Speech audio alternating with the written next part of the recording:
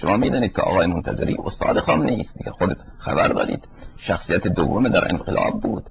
اصلا آقای خمینی که مرجع تقلید شد قبل از انقلاب همین منتظری به زحمات او مرجع تقلید شد، و الا او جایگاهی در بین فقها نداشت، مرجعیت نداشت. و چقدر زندان رفت، پسرش کشته شد. آقای منتظری و همه میدانند که بله قانون اساسی جمهوری اسلامی را مثلا او درست کرد و آقای خمینی چقدر از او تعریف میکرد، ثمره حیات من چی کار. او فقط در یک سخنرانی خود بله سخنرانی کرد در قم، در اونم در بین نه علنی، در بین همون جلسه درسش برای طلبه های خودش.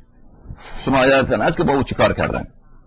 با او چیکار؟ خدا شاید من خودم یادم هست که اینا ریختن اونجا در خانه اش و اون حسینی اش بله شکستند، قرآن ها را شکستند و یک جو وحشت آمیزی اونجا ایجاد کرده بودن. خدا شاهد، به این بلندگوهای بزرگ اونجا نصب کرده بودن، تمام خیابان هر طرف، که ما از اینجا بله از خانه ایشان چی پیدا کردیم؟ اسناد جاسوسی فرانسه، اسناد جاسوسی آلمان، اسناد جاسوسی، در حالی که همین آقای منتظری خوب استاد آقای خامنه‌ای بود.